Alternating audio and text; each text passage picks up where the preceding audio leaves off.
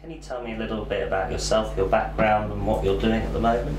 Yeah, first of all, thank you. It is an absolutely wonderful building here. Where, it is an amazing view behind me over an old World War II B-17 airbase, and we're sitting actually in the control tower, which for me is very cool.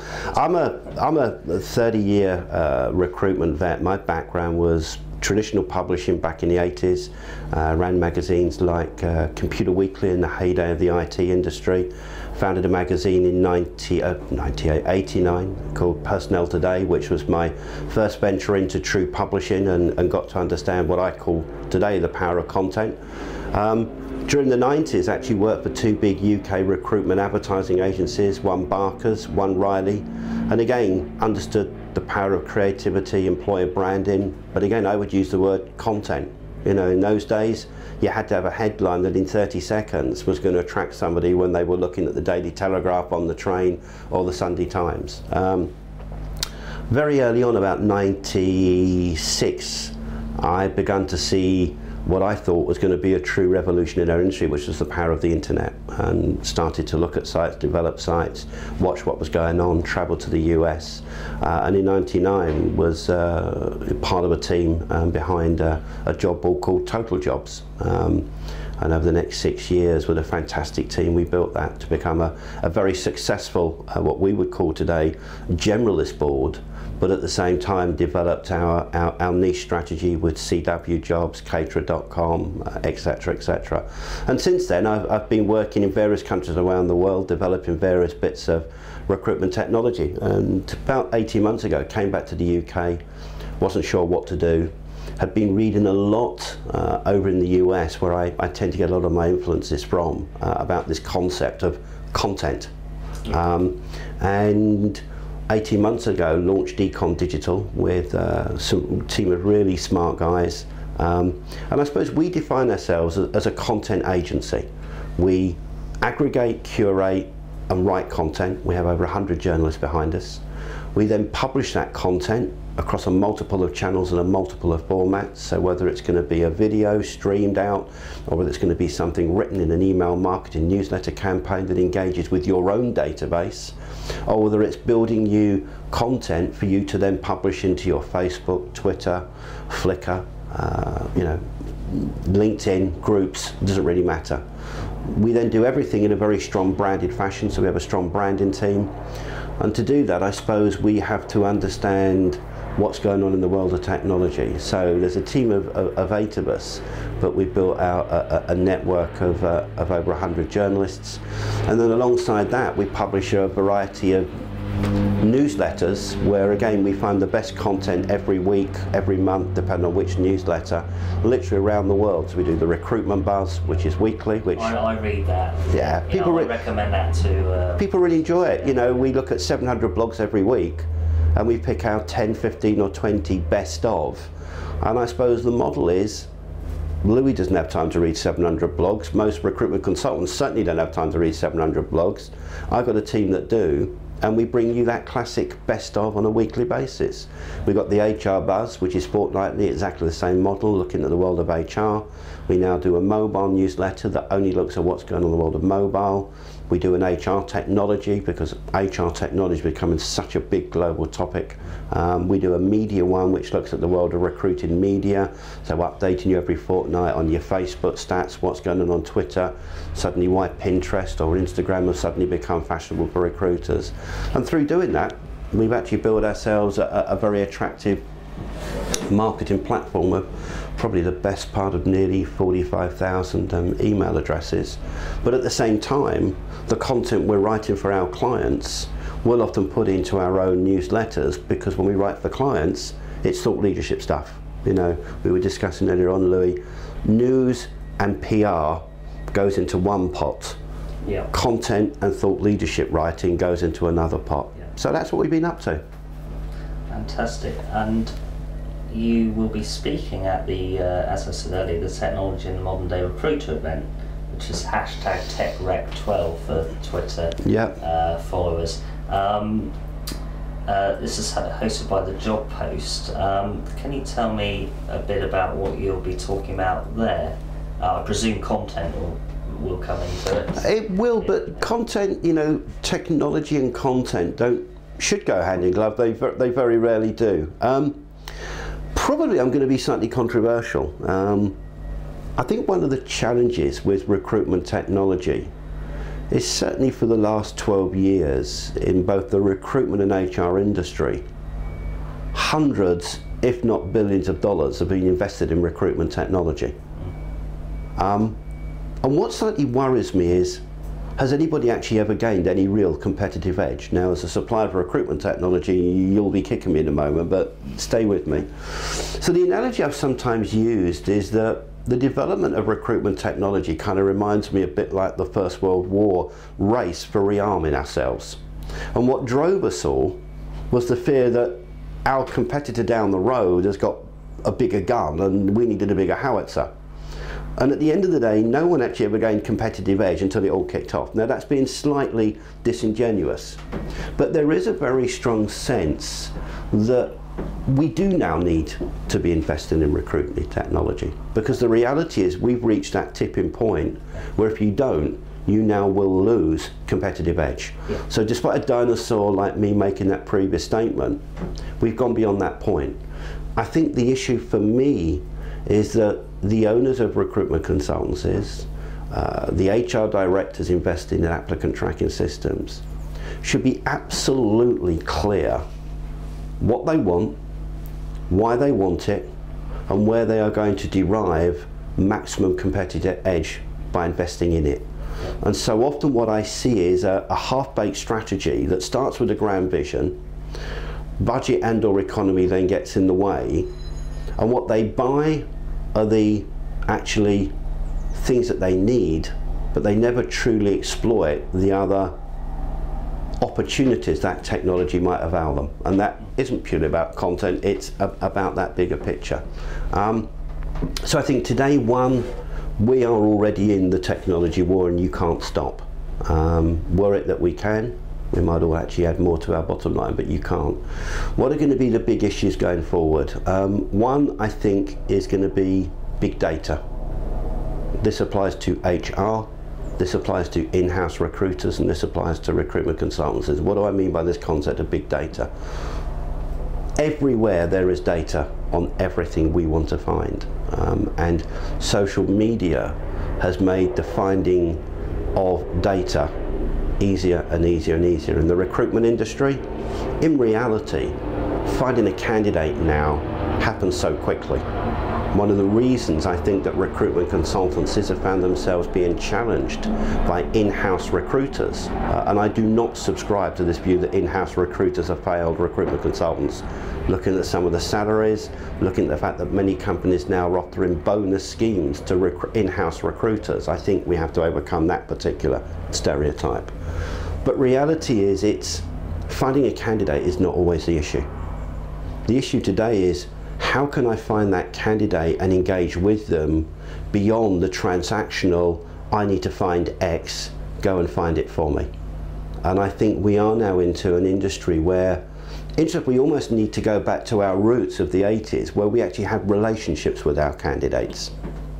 And I think we'll go back to some of those good recruiting practices. You could build a very nice recruitment consultancy by knowing all of your candidates in your niche personally.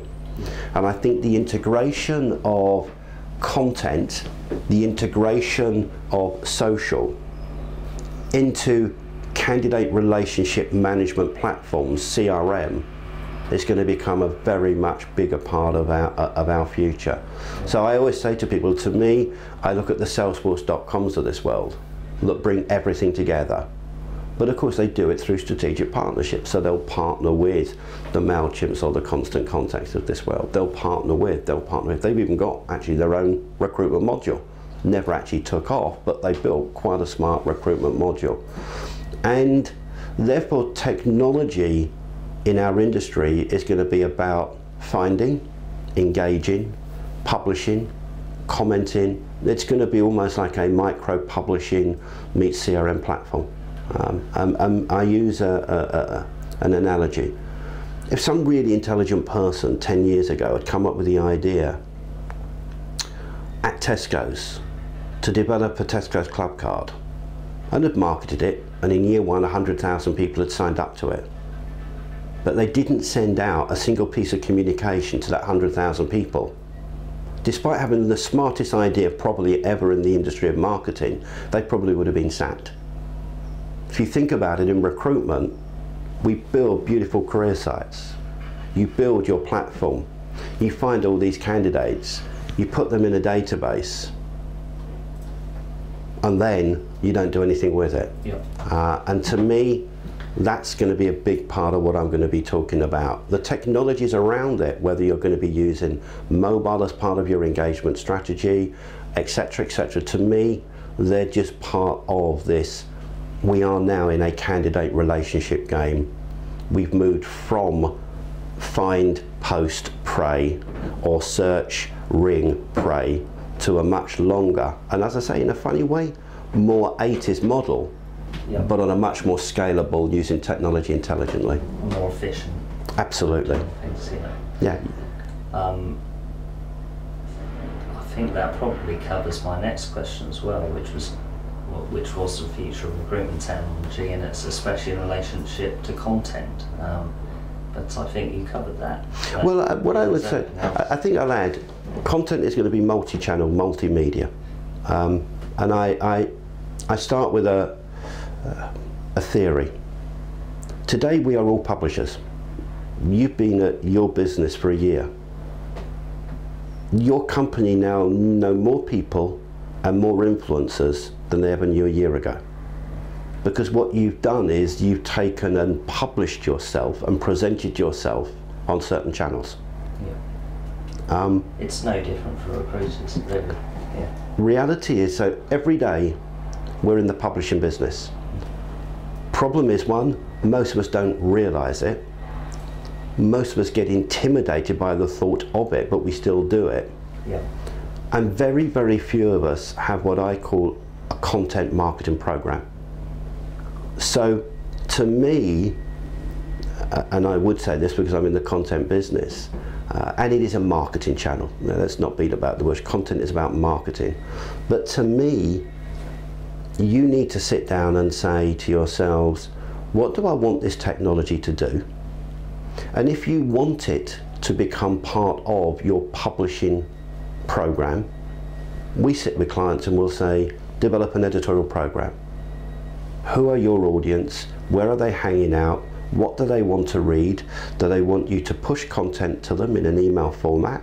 Do you want to pull them back to your site and provide the content there? Great for SEO. You know, good quality content is now way more powerful for SEO than jobs used to be. You know, the dear old Google algorithm changes over the last 18 months have really damaged SEO for many, many, many career sites because jobs are no longer as SEOable. But good quality content is highly SEOable. Perhaps why LinkedIn made its changes as well. Absolutely. So do you then want to then say to them, okay, when you come to our site, you can sign up for a careers newsletter, or you can take a careers feed, because we found 5 of the best sources of careers advice we think in the world that you might be interested in engaging with. And it's going to be a combination of push and pull.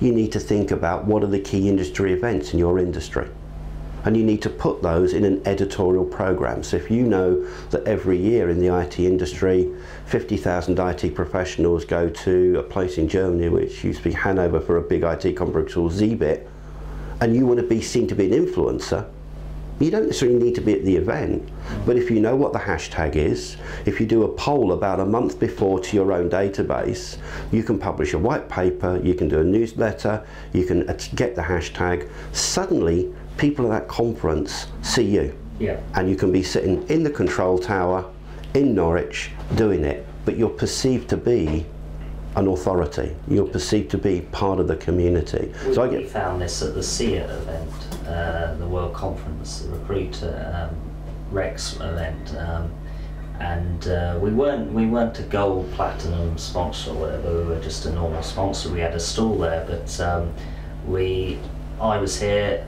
The sales chaps were down there. And I was engaging with the hashtag feed, anyone that came up to our stand, and and spoke to us and exchanged names, they'd be on our, we'd connect with them straight off. Yeah. And it was a double-barreled approach, and through that content marketing use of the hashtag, having an online and offline presence at this event, you know, I think we got a bit more I don't mean to boast, but we got a bit more coverage than someone who'd paid a lot more money to have their logo just on a few things. Yeah. And that's where it's going. Yeah. And then again, that comes to the advertising versus content argument as well. But, yeah. No, sorry to interrupt. No, but yeah, that's to me the whole content element of it. It's just intelligently putting out information, not spam, that engages with people. Yeah. When people follow people on LinkedIn or on Facebook or on particularly on Twitter, they'll look at maybe a link and they'll go, that's a smart piece of content, I'll follow that person. Yeah. And it doesn't always have to be original. I mean, I said in the last video, original content's important. It is for SEO and for building a sub, but you can share.